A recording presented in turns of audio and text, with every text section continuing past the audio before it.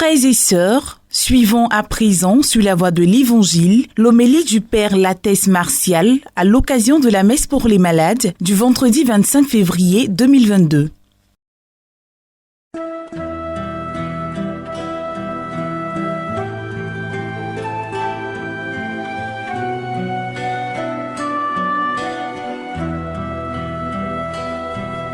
Ce que sa parole nous enseigne, nous nourrit et nous fortifie.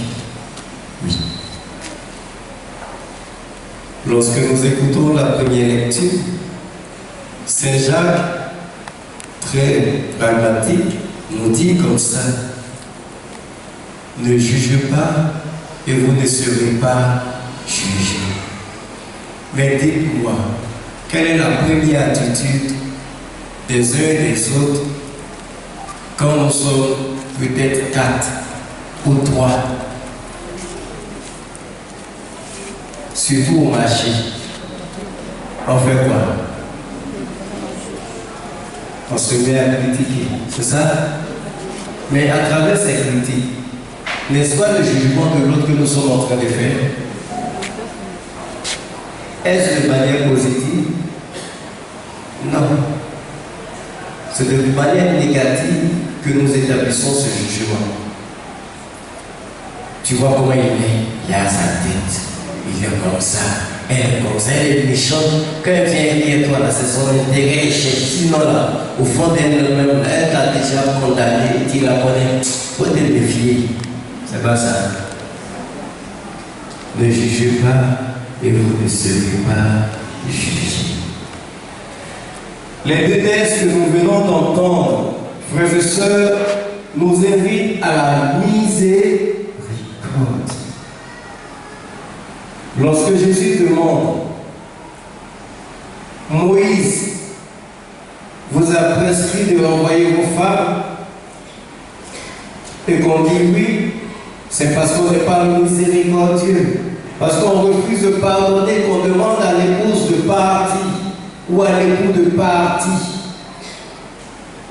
Et si vous avez fait aussi attention au psaume, on dit le Dieu de tendresse et de miséricorde. Frères et sœurs, notre monde manque de miséricorde. Alors que Dieu notre Père nous dit: soyez miséricordieux. Soyez miséricordieux. Et la manifestation de la miséricorde de Dieu dans notre monde, c'est la venue de Jésus. Saint Faustin disait comme ça dans son petit livre, son petit journal: le plus grand attribut de Dieu, c'est sa miséricorde. Lorsque nous prenons le mot miséricorde, que nous le divisons, nous avons misère et nous avons corde.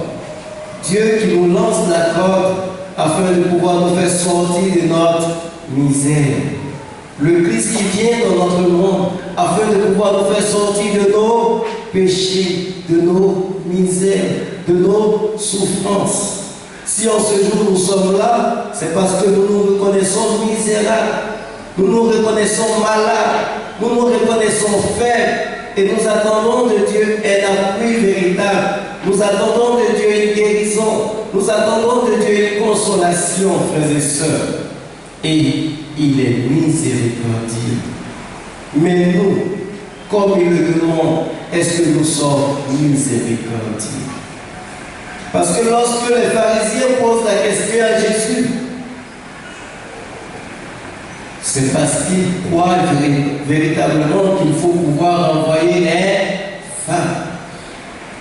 Et c'est la question du divorce. Si vous voyez que l'Église ne parle pas de divorce, l'Église se réfère à la première loi, la loi naturelle. Au commencement, Dieu les fit homme et femme. Dieu n'a jamais désiré qu'il y ait séparation entre l'homme et la femme. Raison pour laquelle la finale de l'Évangile nous dit: ce que Dieu a uni, que l'homme ne le sépare pas. Au verset 7, il est dit, l'amour croit tout, l'amour supporte tout, l'amour pardonne tout, l'amour espère tout. Donc si nous nous aimons véritablement, nous n'allons pas parler de séparation.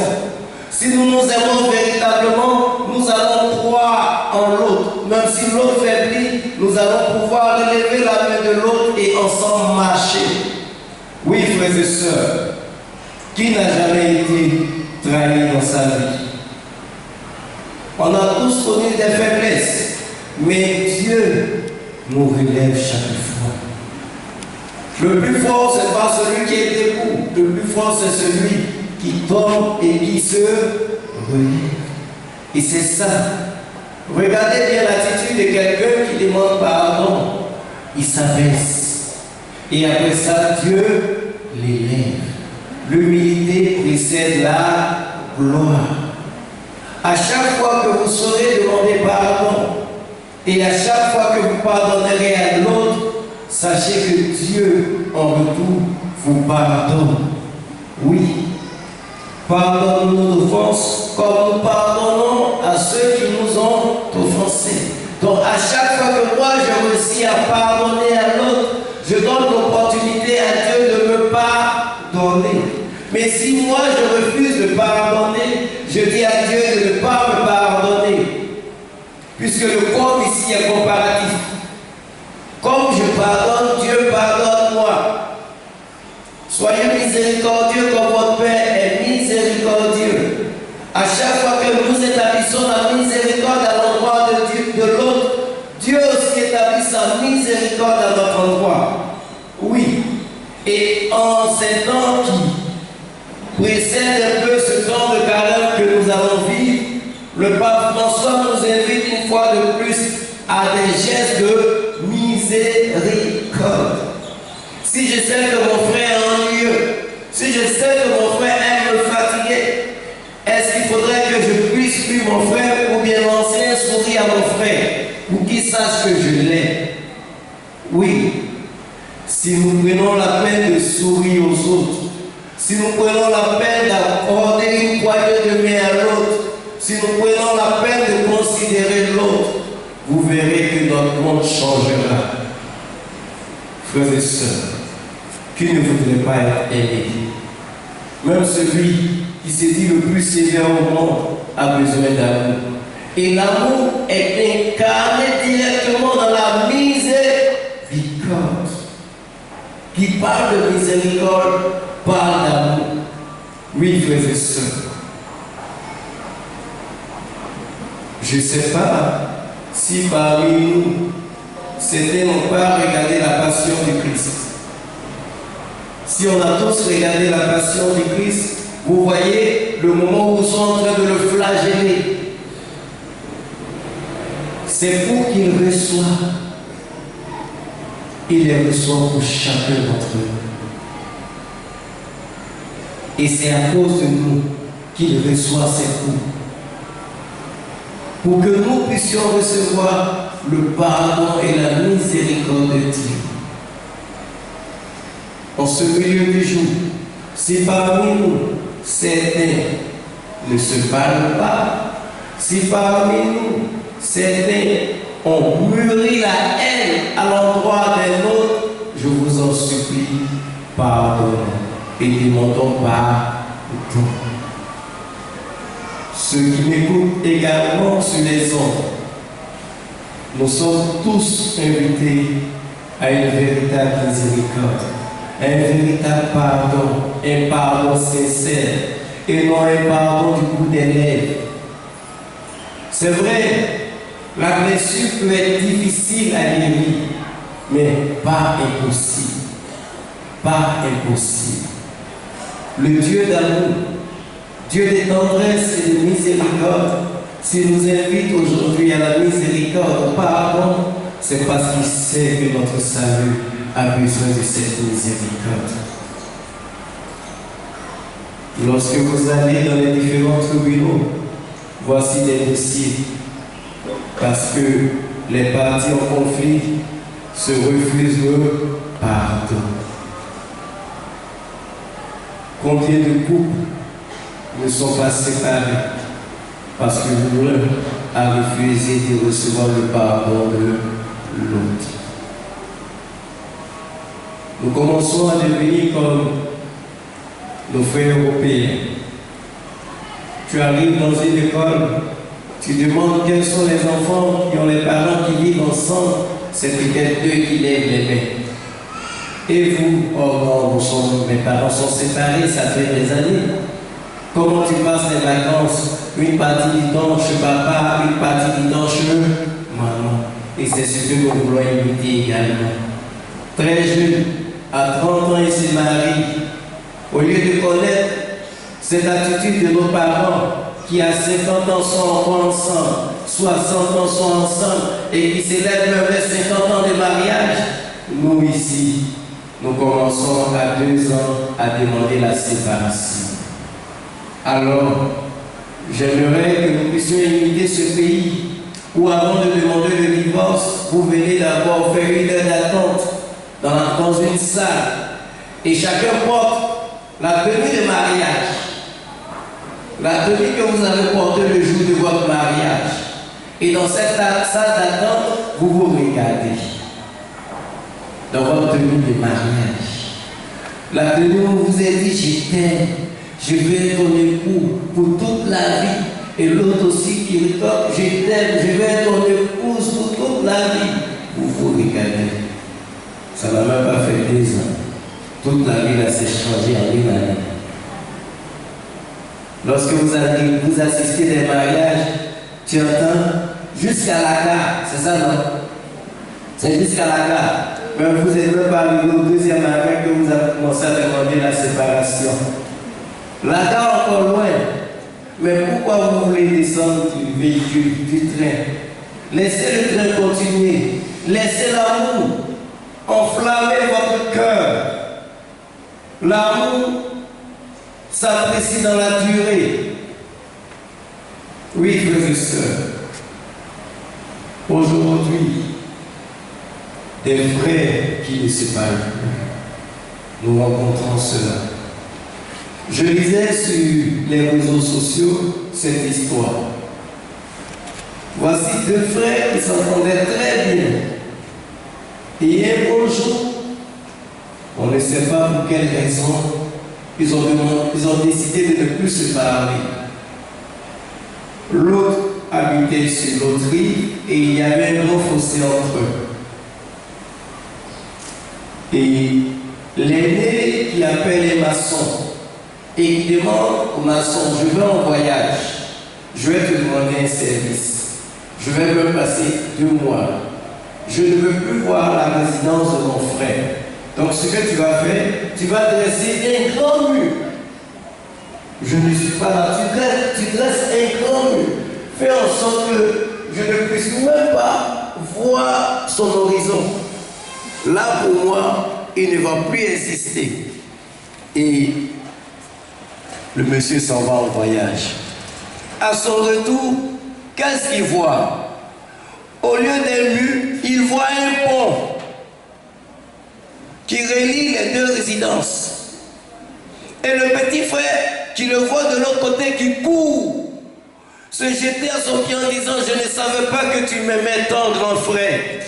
Je ne savais pas. J'ai cru que tu avais de la haine contre moi. Et voilà que tu as réalisé un pont pour montrer ton amour à ton petit frère que je suis. Je te demande pardon. Je te demande pardon. Le monsieur ne pouvait pas parler. À la place d'un mur de séparation, le maçon a réalisé un pont pour les unis. Et sans dire un mot, le petit frère a pensé que le pont était l'œuvre d'amour de son grand frère. Il est venu en même temps demander pardon. À la place de la haine, mettons des ponts qui puissent nous relier, frères et sœurs. Oui, nous avons tant besoin de cela. Seuls, nous ne sommes pas forts, mais à 2, nous pouvons réaliser de grandes choses. Le pardon et la miséricorde suscitent l'union et la force. Frères et sœurs, si vous avez de la haine contre quelqu'un, je vous en supplie, Mettez-y de l'amour maintenant. Commencez intérieurement à demander pardon à Dieu afin qu'il vous communique sa force et que cette force puisse, même si vous avez raison, puisse vous entraîner sur le chemin de la miséricorde. Il peut arriver que tu aies véritablement raison et c'est à toi qu'on doit demander pardon.